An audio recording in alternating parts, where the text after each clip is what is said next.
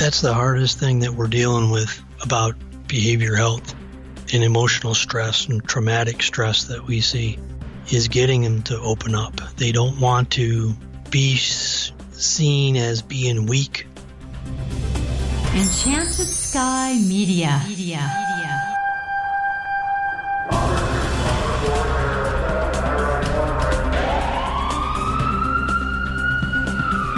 From Los Angeles, this is Code 3, the Firefighters Podcast, hosted by award-winning journalist Scott Orr. Code 3 features interviews with leading members of the fire service, discussing firefighting strategy, tactics, and other topics you need to know more about. Now, here's Scott. That's right, and I will not let Parkinson stop me. Thank you for joining me again here on Code 3. One of the most important responsibilities of a leader is to take care of their crew. That means if you're a company officer, you need to be aware of your crew members' emotional states. Now, we've all heard that the job can lead to PTSD, and I certainly hope that you accept that. It's proven and it's a fact, just like falling from a ladder can cause a broken arm or leg. As a leader, it's your job to be looking for signs of emotional trauma. Then you can take steps to help. My guest to explain how to do that is Jared Meeker. He's a fire chief in a combination department in upstate New York and has over 30 years' experience in the fire service. He teaches incident command skills for fire officers and career survival skills for all first responders.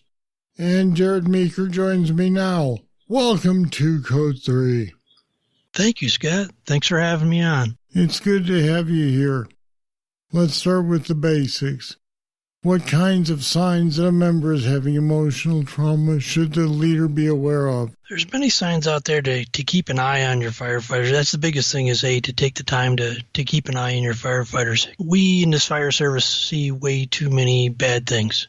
And because of that, we're never really trained properly on how to deal with it. So when you're affected by it, you don't understand how to handle it. And so you try to let your coping skills and just the time are the two things that you try to deal with every day on a subject. When as a leader, you need to start looking out for your people. And when the people when they start telling you that they're having trouble sleeping, or they're having nightmares, or they're reliving an incident, that's one of the key signs. Another one is they'll go into hiding. They'll come back from a call. They won't sit at the kitchen table. They will go off in a separate room, or they'll leave the firehouse. There's many different things out there. There's that reoccurring distressing memories of the event will go over and over. You can't sleep. You're always thinking about it. Somebody who's always a calm, cool person could have irritability and have those angry outbursts. Or there's those two bad ones that we talk about is the drinking and the unprescription drugs, is using them way too much because they're trying to deal with it in a way that they think they can deal with it. Now, we know that a lot of firefighters aren't going to come forward to ask for help when they experience trauma. How do you suggest that a captain, a lieutenant, another officer bring it up? Biggest thing you're going to do is you're going to notice something has changed in that person. Or the first ones that are going to see it are the spouses or close friends or partners. Maybe they'll tip you off and say, hey, so-and-so is just not acting right. He's acting completely different. So the biggest thing to do is just to sit down with them, explain to them what you see, what has changed, and then try to figure out what they're dealing with, and then being able to help them once they open up. Once you start talking to them, and once you start to getting them open up, make sure you really take the time to listen. Don't interrupt them, because once they get going, let them go. So I gather they're not looking for a solution from you, at least at first. They're just looking for someone to listen to them. Yeah, that's why peer support teams work so well, because it's people that have been around in the fire service, EMS service for a great period of time, and they've dealt with a lot of things, and a lot of good the peer support teams out there now have the ability, and a lot of good training out there to just to sit down and start talking to you and over a cup of coffee. Having somebody there to talk to usually gets the person to open up a little bit. Sometimes they won't open up to a supervisor. So once they do open up, what can we say back to them? Biggest thing is that know that you're going to be there for them. You're going to be there. You're going to help them through the incident. The most important thing is everything that they say is going to be confidential. You are not going to spread it around the kitchen table.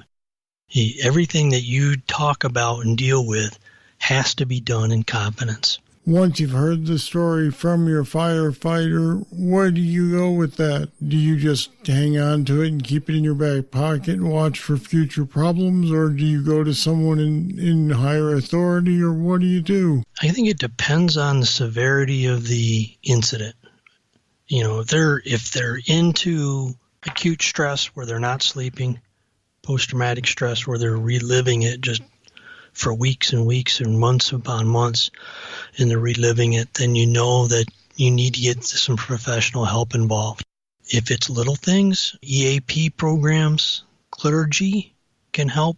Peer support teams are good for helping. There are many different avenues. I think it depends on the severity of it. That makes sense.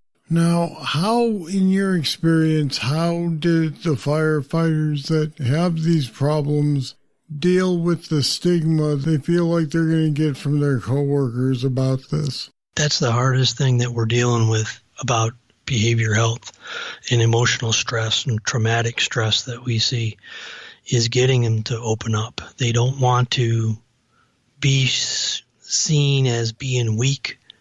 They don't want to be seen as, an incident like this bothered me, when sometimes it bothers some people and it doesn't bother others.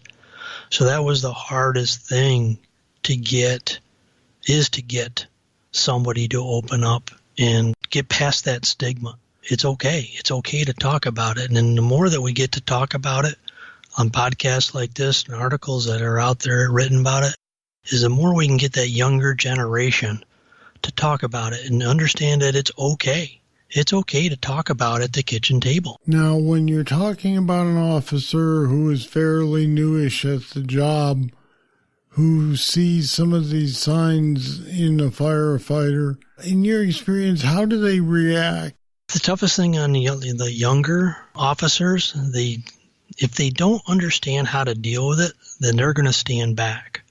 But at any point in your career, if somebody comes to you and saying that they're having some type of a problem, whether it be sleep or even a personnel problem, it's your responsibility as a leader in your organization or a leader of your crew to do what you can to help that person the best to your ability. All right. Now, if you are, say, feeling that you don't have the skill set to deal with it, can you then suggest that they get professional treatment, or is that seen as handing it off to somebody else, which would be a sign maybe that you don't care? I don't think it's a part where you don't care. And you can always, as you're dealing with it or talking with them, it's a point where you always make sure that they know that you care, know that you can contact them 24 hours a day, knowing that you're going to help them through the whole process from the beginning to the end. But you, leaders, only have certain levels of training in this topic. So you're always going to, or almost always going to, refer them up to different people for different layers, depending on the severity. And that can be to the EAP program. It can be to licensed clinicians in your area, or it can be the peer support teams. There's many different avenues out there, and the clinicians and the therapists have many different treatments that are out there that can help. Jared, what's your experience with PTSD symptoms been like? I'm one of those guys If you and I sat down at a kitchen table and talked about our jobs that we ran in the last 30 years, you'd be one of those guys that said, you've been to a lot of good calls. Unfortunately, I look at it as, no, I've been to a lot of bad calls. And I can remember as a 19-year-old kid, my very first fire fatality and not understanding how to deal with it. And I remember shortly after it was a car accident and another death and not being able to understand how to deal with it. And I remember an old timer telling me, kid, you're going to see a lot of bad things in this fire service. You either get over it or maybe this fire service isn't for you. Right, which is what they all used to say, and that's exactly the wrong thing to say. Correct. So I filed things away.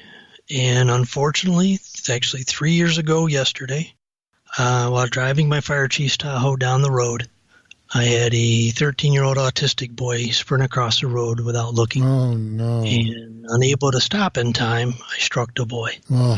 And he didn't make it.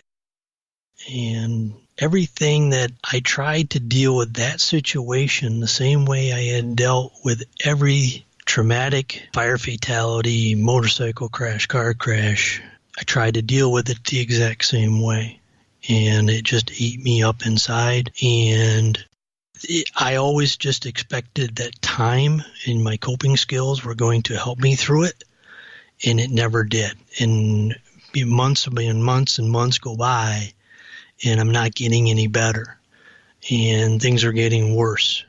And it wasn't until I reached out to a phone number called Share the Load program. And they were the first ones to be able to steer me in the right direction because I just wasn't getting any better. And I liked who I was before the incident, and I didn't like who I was becoming at this point. So at that point, you were able to work with those folks to overcome at least some of this trauma? I researched, found a therapist in my area that worked with EMDR, eye movement desensitization and reprocessing. And through many visits, I was able to slowly get better. And just because you're working with a therapist, the easiest way I want to explain that is when you go to bed at night, you usually can't fall asleep until your mind gets done processing that day's events. When you have post-traumatic stress in your life, your brain is trying to process it at night before you go to sleep, and you can't. So it starts the process, runs the process. It can't, starts over. Starts to run, tries to process it, and it can't. That is the point where you need professional help for a therapist to get into your mind, whatever symptoms or whatever therapy the choice they use. All it is trying to finish the processes in your brain that aren't complete. And that's all that is. And at that point, you're able to move on, or does it still come back occasionally and remind you of what happened? I think about it every day. What I have now is I have the resources to, it's a sad event in my life. There's a lot of events, traumatic injuries or traumatic calls that I went on that are events in my life, and I now look at it as an event in my life. It doesn't consume me depression-wise to the point where it did in 3 years ago. It's good to hear that you've been able to get some relief from the traumatic symptoms. Glad to hear that. Those were some great tips that I'm hoping that young officers will be able to put into practice. And Jared Meeker, thanks for joining me today on Code 3. Thanks for having me, sir. Greatly appreciate it. So what did you think of Jared's advice? And talk about a tragic story. You can leave your comments on our website at code3podcast.com/traumatic. There's links to more information there as well, so check it out. And there's more with Jared Meeker available right now for supporters who pledge $10 a month or more at our Patreon page. It's part of our Bull Session material. Extra content for listeners who kick in some money to keep Code 3 going. Head over to code3podcast.com/support to pledge, become a patron, and get instant access. All right, that's it. That's all for this edition of Code 3. Thank you for listening. I'll be back next time with more. I hope you'll join me. I'm Scott Orr, and until then, stay safe. Code 3 is a production of Enchanted Sky Media. To contact us, get more information on today's topic, or to subscribe to the podcast, go to code3podcast.com.